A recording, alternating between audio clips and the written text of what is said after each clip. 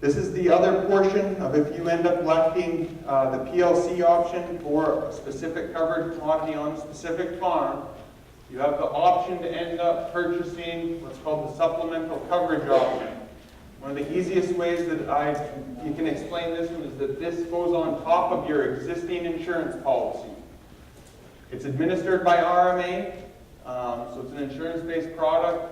It'll begin in the 2015 crop year, so the first commodity that ends up hitting is going to be winter wheat. I'll step through some of the special exemptions that they've made for winter wheat because there's a couple of different things that are available that aren't available to other covered commodities due to the fact that program elections have not occurred yet. So it provides additional coverage on top of your underlying policy, so yield protection, and revenue protection with the harvest price to exclusion. SCO coverage follows the coverage of your underlying policy. So if your underlying policy covers yield loss, then SCO covers yield loss. If it covers revenue, then SCO covers revenue. Coverage starts where your underlying policy ends and covers a maximum of 86%. Federal government pays 65% of the premium cost. Your premium depends on the crop, county, coverage level, and type of coverage chosen for the underlying policy. And this one here is another one that's an important distinction. Your payment trigger is different than on the underlying policy.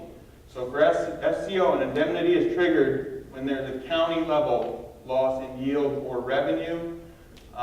So it will be available for the 2015 crop year. There are some limitations to where it will be available, which I will go through on wheat. And SCO payments will occur later than the underlying policy payments. So just to visualize this real quick, you have your black color where this is your underlying insurance policy. So for example, this is revenue insurance. You go somewhere between 50 up to 85%, which would be either or. You cannot double dip. So if you end up having an underlying insurance policy that covers 60%, you'd shade in the black from here down. That'd be underlying. Everything above would be red. If you have a maximum of 85%, SCO is available for that. Just a little thin line right across the top there from 85 to 86%. So just to do a quick SCO example, you assume a soybean crop has an expected value of $472.50 per acre, 45 bushels an acre, price of $10.50 a bushel. Buy an underlying revenue protection policy with 75% coverage.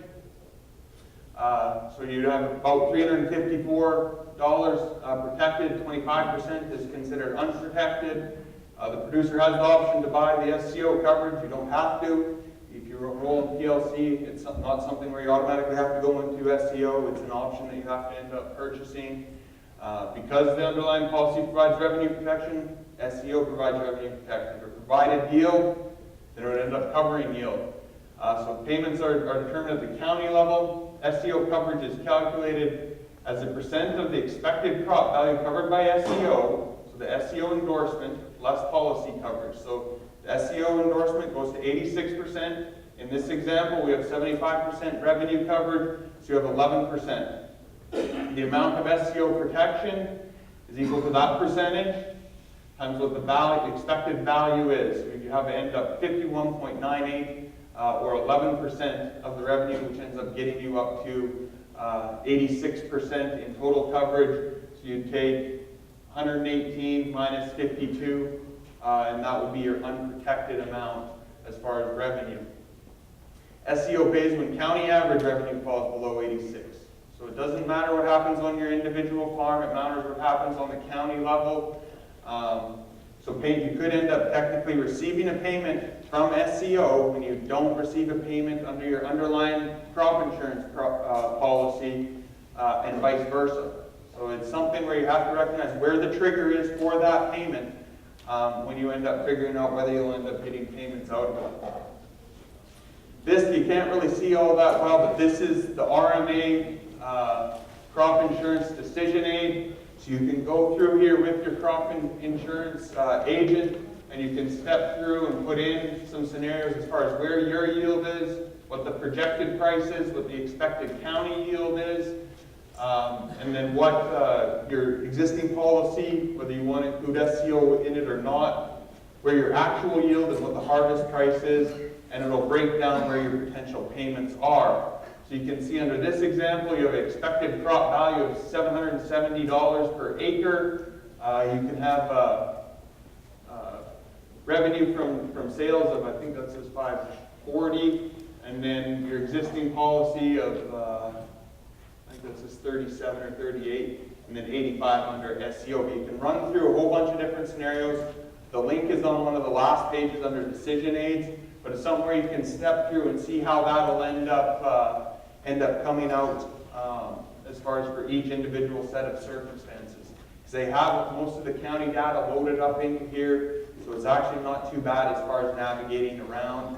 It takes a little bit of time to get used to, but it's really not too bad.